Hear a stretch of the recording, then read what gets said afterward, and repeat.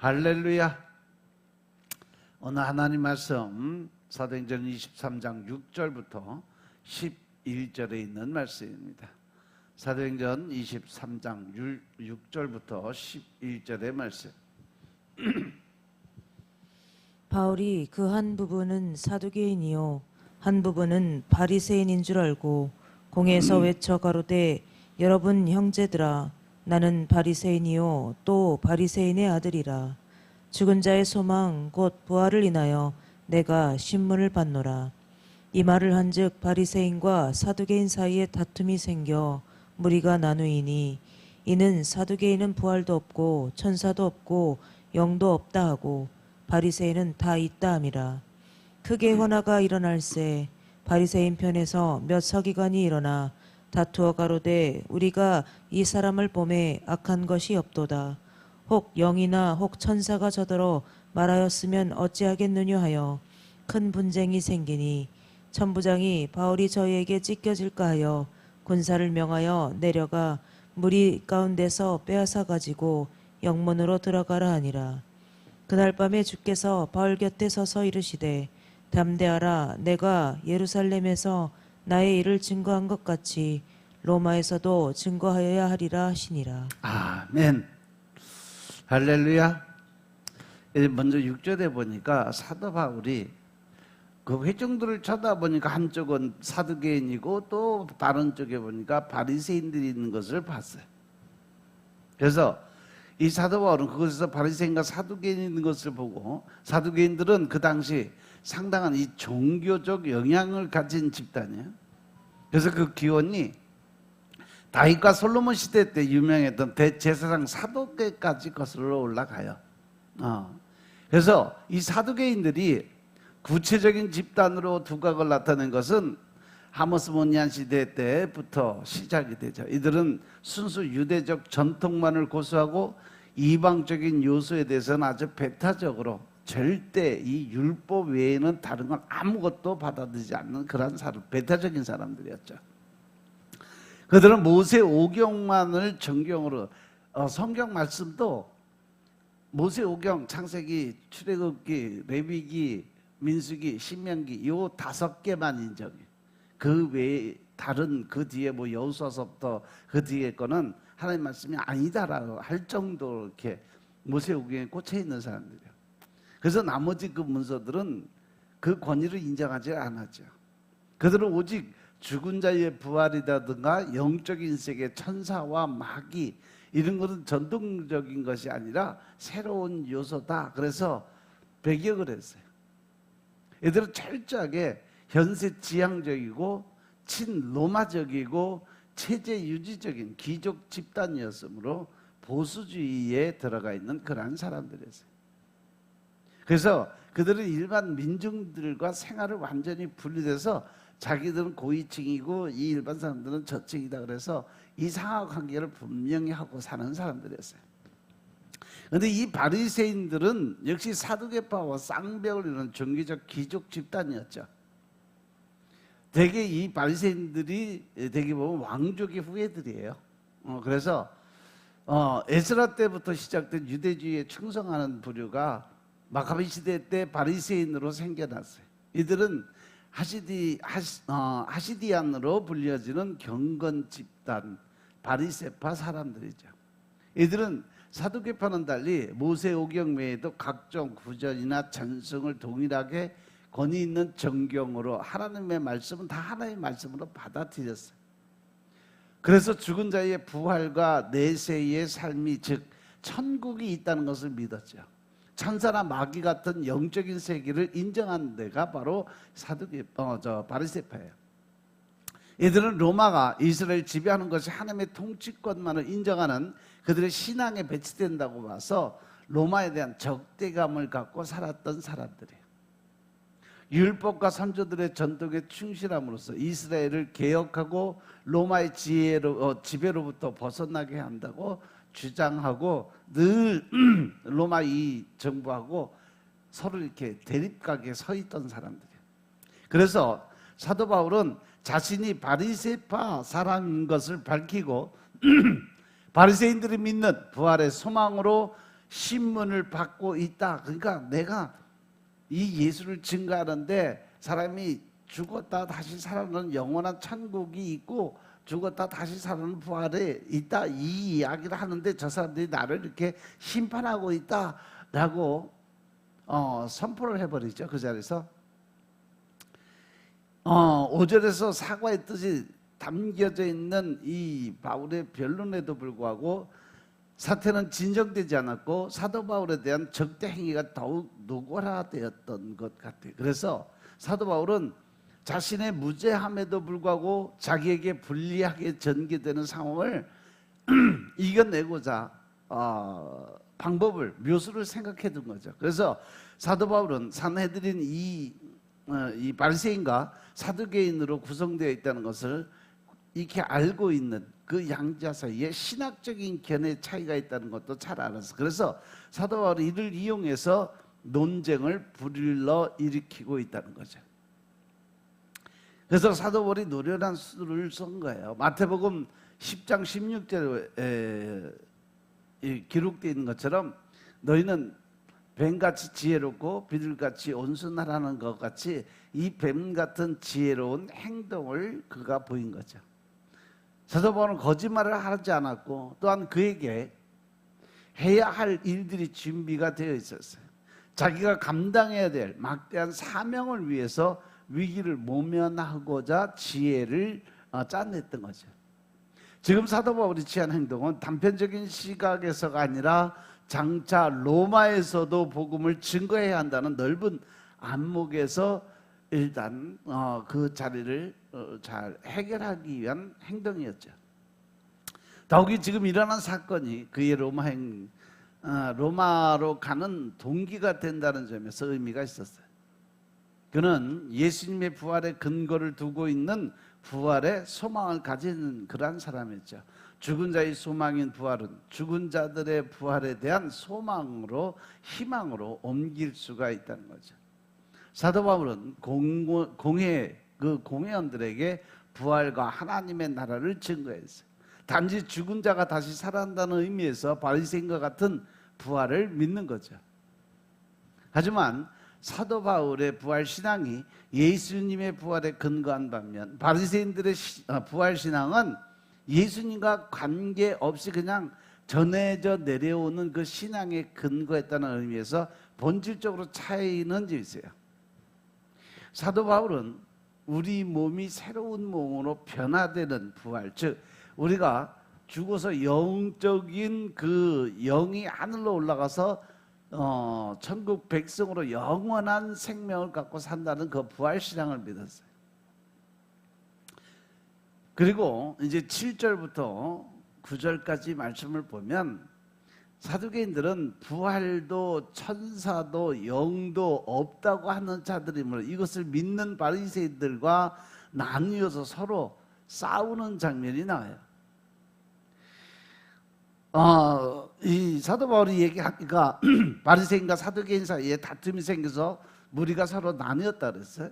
이는 사두개인이 부활도 없고 천사도 없고 영도 없다 하고 바리새인은 다 있다고 믿는 사람들이었다. 그래서 그것 때문에 큰 일이 이제 일어나는데 바리새인 편에서 몇몇 서기관이 일어나서 서로 다투면서 이야기하다. 우리가 이 사람을 보면 악한 것이 없다. 혹 영이나 천사가 저들어 말하였으면 너희가 어떻게 하겠냐. 즉 성령이 말했으면 어떻게 하겠냐 하고 따져요. 그러니까 이 사도 바울의 발언이 즉시 효과를 나타내고 사두개인과 바리새인 사이에 신학적 논쟁을 불러 일으켰던 거죠. 그래서 여기서 다툼을 한다는 것은 어디 이렇게 자기의 뜻을 세우고 또 그 서로의 주장을 세우는 그러한 이야기를 하는 건데 서로 다른 입장을 옳다고 주장하면서 서로 맞싸우는 것을 이야기를 해요. 이 두 종파는 기독교에 대해서 그토록 큰 반감을 가지고 있었지만 저들 간에 대립되는 신학적 그 노선에 있어서는요 아주 엄청나게 서로의 자존심을 세우는 그러한 두 파야. 이들이 비본질적인 문제를 놓고 기회만 있으면 논쟁을 일삼는 소위 비신학적 그러한 신학자들의 전형을 보여주고 있어요. 사두개인들은 합리적이고 현세 지향적이고 부유한 계층의 사람들이었기 때문에 내세에 대한 희망을 갖지 않고 살아서 지금 이 땅에서 즐거워 기쁘게 살면 되지 뭐하러 죽은 다음에 인생을 뭘 생각을 하냐, 이러한 식이죠. 지금 이 시대의 사람은 뭐 죽으면 그만이지 천국이 어디 있고 지옥이 어디 있냐, 그렇게 이야기하는 사람들과 같다는 얘기예요. 그런데 그런 사람들에게도 기분 나쁜 소리는 뭐예요? 당신 그러다 죽으면 지옥 가? 그러면 지옥 간다는 소리 자체를 싫어하니까. 천국과 지옥이 없다고 하면서도 지옥 간다 그러면 그 소리가 듣기 싫은 거예요. 왜? 영은 알고 있거든. 천국과 지옥이 있다는 거, 하나님이 계시다는 거, 살아계시다는 거를 이미 알고 있어요. 단지 내가 지금 현실의 부정의 그 삶을 살고 죄짓고 살기 때문에 그거를 굳이 나타나기 싫어하는 거죠. 특히 사두개인들이 부활을 믿지 않는 것에 대해서는 마태복음 22장 23절부터 33절의 말씀을 보면 예수님이 자세히 설명을 해놓으셨어요. 마태복음 22장 23절부터 33절의 말씀 보겠습니다. 부활이 없다 하는 사두개인들이 그날에 예수께 와서 물어가로되 선생님이여 모세가 일렀으되 사람이 만일 자식이 없이 죽으면 그 동생이 그 아내에게 장가들어 형을 위하여 후사를 세울지니라 하였나이다. 우리 중에 7형제가 있었는데 마지 장가들었다가 죽어 후사가 없으므로 그의 아내를 그 동생에게 끼쳐두고 그 둘째와 셋째로 7째까지 그렇게 하다가 최후에 그 여자도 죽었나이다. 그런즉 저희가 다 그를 취하였으니 부할 때 7 중에 네 아내가 되리이까. 예수께서 대답하여 가라사대 너희가 성경도 하나님의 능력도 알지 못하는 거로 오해하였도다. 부할 때에는 장가도 아니가고 시집도 아니가고 하늘에 있는 천사들과 같으니라. 죽은 자의 부활을 의논할진대 하나님이 너희에게 말씀하신 바 나는 아브라함의 하나님이요 이삭의 하나님이요 야곱의 하나님이로라 하신 것을 읽어보지 못하였느냐.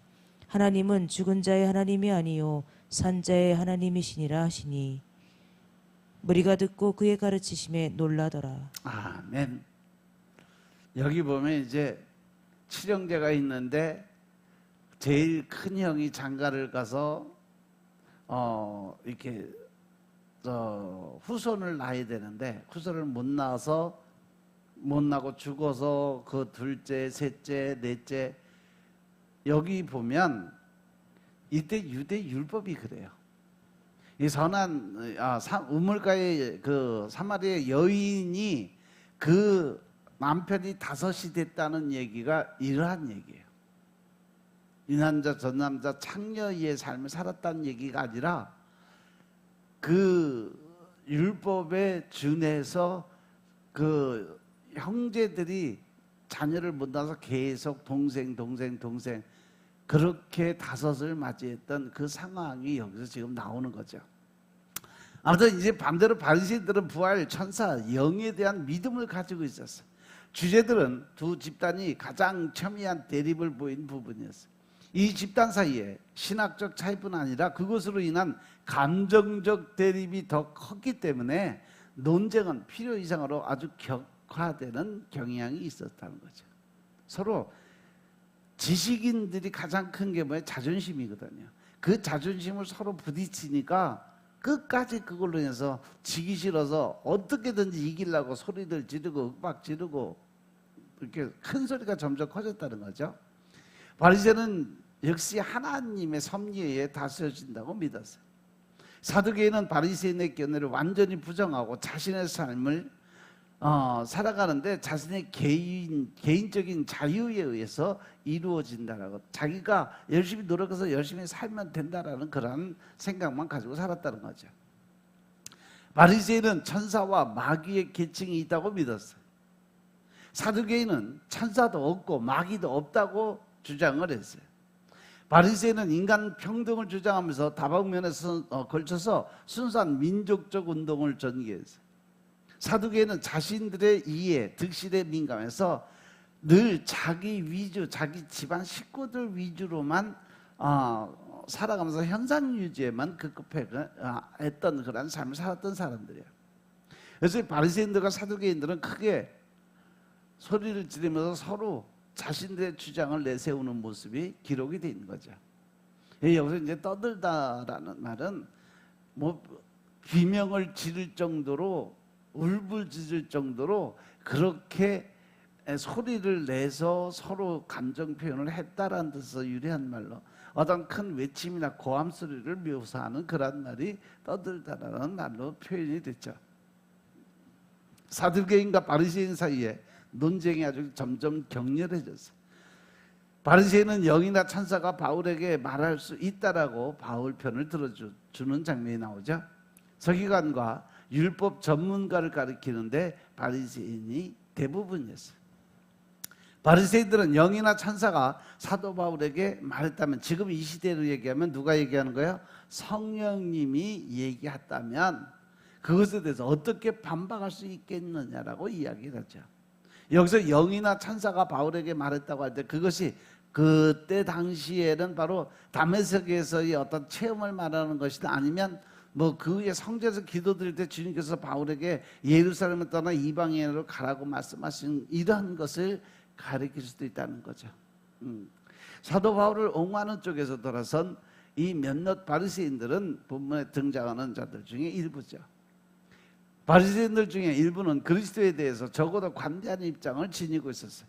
유대인 그리스도인 중에 다수는 그 생활 양식이 있어서 다른 유대인과 별로 상충되지 않는, 즉 다시 말해서 하나가 되지 못하고 반대 생각을 갖고 사는 사람도 있지만 부딪히지는 않고 살았다는 거죠. 그런데 10절에 보니까 큰 분쟁이 생겨서 천부장이 사도 바울을 안전한 데로 옮기는 장면이 나와요. 천부장은 사두개인과 바리새인들이 심하게 싸우니까 사도 바울이 그들에게 맞아 죽을까 봐 사도 바울을 때리고 영내로 들어가 버리죠. 천부장이 사도 바울을 보호하기 위해서 군대를 동원해야 할 정도로 상황이 점점 험악해지고 있다는 거죠. 천부장이 특별 조치를 취하지 않으면 사도 바울의 신상에 큰 위험이 있었을 그럴 상황을 지금 보여주고 있어요. 여기 사두개들이 사도 바울을 붙잡고 폭력을 가하려고 했기 때문에 강제로 떼어내서 데려가야만 했던 상황을 아주 현장감 있게 묘사를 해놓은 것이 바로 10절의 말씀입니다. 그리고 이제 11절에 보면 바로 처음으로 사도 바울을 찾아오신 예수님의 모습을 보여주세요. 주께서 바울 곁에 서서 말씀을 하시는 장면. 담대하라, 내가 예루살렘에서 나의 일을 증언할 것 같이 로마에서도 지금 이 당하는 상황이 로마에 가도 그러한 상황이 또 벌어지니까 담대하게 밀고 나가라 라고 얘기합니다. 그날 밤에 주님이 사도 바울에게 나타나서 사도 바울이 예루살렘에서 복음을 전한 것까지 로마에서도 복음을 전할 거라고 말씀하셨어요. 주님이 처음으로 로마 선교에 대해서 직접 말씀하시는 장면이 나오죠. 주님께서 일절이 생전에 제자들에게 담대라는 말로 위로를 해주었죠. 이제껏 사도 바울은 그의 생을 통해 많은 환상을 보고 주님의 음성을 들었어요. 고린도 교회에서도 환상 중에 두려워하지 말고 담대히 말씀을 전하라고 말씀을 선포하셨고, 그런데 그 상황이 지금처럼 가깝게 느껴지도록 묘사된 경우는 없었어요. 이렇게 사도 바울의 곁에 서서 말씀하신 것은 현재 시점에 얼마나 긴박하게 상황이 돌아가고 있는가를 설명하는 거죠. 그가 일찍이 예루살렘을 방문한 후에 로마로 가서 복음을 전하고자 하는 비전을 가진 적이 있었어요. 예루살렘에서 고난도 이미 각오한 바로 이미 준비된 자였었어요. 하지만 실제로 예루살렘에서 고난을 당하게 되니까 그의 심정은 적잖이 당혹한 그러한 감정이 나타나게 됐죠. 뭐 죽을지도 모르겠다는 생각을 잠시 했던 것 같아요. 바로 이 순간 주님은 그에게 나타나서 새로운 용기를 부어주셨고 로마 선교에 대한 새로운 비전을 제공해 주는 장면이죠. 사도행전 22장 21절에서 주님이 말씀하신 내가 너를 멀리 이방인에게 보내리라 하는 말씀이 여기서 어디로 그 이방인이 바로 로마로 간다는 것을 구체적으로 설명을 해주고 있는 거죠. 이제 로마로 가는 것은 단순한 사도 바울의 바람이 아니라 주님이 부여해 준 사명임을 분명하게 제시가 됩니다. 지금 그에게 아주 가깝게 감지되는 격려의 말씀은 이후 2년간에 걸친 로마 전도 여행에서 많은 위험이 따름에도 불구하고 조금 더 굴하지 않고 담대히 그리스도의 복음을 전파하게 되는 엄청난 큰 힘이 됐다는 거죠. 로마로 가는 길에 사도 바울의 풍랑을 만나서 죽음의 위협을 가운데 있을 때도 예수님은 내가 가이사에게 가서 서야 될 것이라고 말씀을 하시면서 그가 절대 죽지 않을 거라고 이야기를 해요. 그래서 사도 바울은 뱀의 위험과 파선의 위험을 당할 때 의연히 그것을 이길 수 있었습니다. 하나님도 바울과 같이 로마 선교를 아주 중요하게 생각을 하셨던 거죠. 당시에 로마는 세계 중심지였어요. 로마의 복음이 전해져야 세계의 복음이 전해질 수 있는 조건을 가지고 있었죠. 그래서 하나님은 세계 만민을 구원하고자 하시는 크신 뜻 가운데 사도 바울을 한 걸음씩 한 걸음씩 인도를 하고 계시는 거예요. 우리가 사명을 마치기 전까지는, 그래서 사명자들은 그 사명을 다 끝내고 감당하기 전까지는 절대 안 죽는다는 거죠. 사명자는 사명을 마치기까지 죽지 않는다는 말은 하나의 진리로 남아 있어요. 그래서 특히 하나님의 종으로 택함받은 사람들은 그 일을 하기 전까지 하나님이 계속 연단을 줘요. 그리고 훈련을 시켜요. 그리고 결국은 주의 종으로 설 수 있게 길을 만들어 놓으신다는 거죠. 여기까지 하고 다음에 12절부터는 다음 시간에 하겠습니다. 기도드리겠습니다. 아버지 하나님 감사드립니다. 오늘도 아버지의 말씀의 뜻을 깨닫게 하시고 또 주님의 권세와 능력 또 하나님의 뜻을 우리가 알게 하시니 감사합니다. 늘 신령과 진정의 마음으로 하나님 나라 군사 될 수 있도록 주님이 축복하시고 오직 성령 하나님의 임재를 통한 기쁨으로 감사함으로의 삶을 살게 축복하옵소서. 오늘 하루도 하나님을 기쁘게 하시고 또한 하나님을 웃게 할 수 있는 하루의 삶을 살게 말씀 안에서 변화되고 말씀의 뜻대로 행함 있는 믿음을 살게 하옵소서. 모든 말씀 우리 주 예수 그리스도 이름으로 감사드리며 기도드렸사옵나이다. 아멘.